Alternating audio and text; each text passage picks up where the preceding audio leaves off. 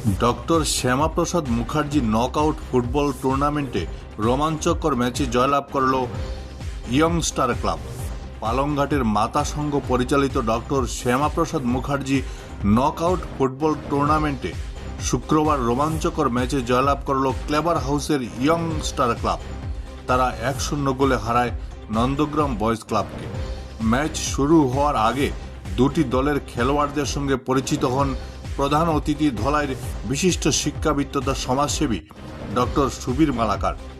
মাতা সংঘের পক্ষে উপস্থিত ছিলেন সভাপতি জিষ্ণু ভট্টাচার্য, সাধারণ সম্পাদক রাজীব দে, ক্রীড়া সচিব মাধব দেব, শাইনুল আহমেদ, মিথিশ রায় প্রমুখ।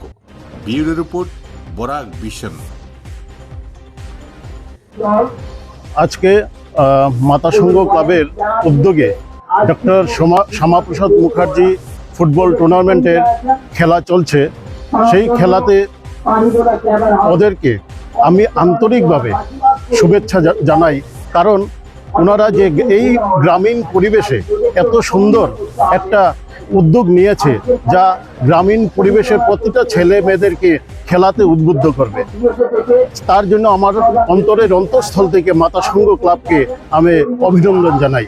ওদের উদ্যোগকে এমনভাবে প্রশংসিত করি যাতে আমরা সবাই যাতে ওদেরকে প্রশংসিত করি এই উদ্যোগটাকে। এবং এই মাঠকে আমি যখন দেখেছি যে চারদিকে কোনো গ্যালারি নেই, একটা প্রথম যখন উদ্বোধনের দিন এসেছিলাম সেই গ্যালারির জন্য আমি একটা মনের মধ্যে একটা আশা করেছিলাম, কিন্তু তারপরেই আমাদের ভারতীয় জনতা পার্টির সভাপতি রূপম সাহা মহাশয় এখানে বলেছেন যে মাননীয় মুখ্যমন্ত্রী 20 কোটি টাকা দিয়েছেন মাঠটা উন্নত করার জন্য। তার জন্য আমি মাননীয় মুখ্যমন্ত্রীকে আমি অভিনন্দন জানাই এই মাঠকে উন্নত করার জন্য। আশা করি নেক্সটে আমরা একটা উন্নত মাঠের মধ্যে সেই প্রতিকূল পরিবেশে আমরা ম্যাচকে উপভোগ করতে পারবো।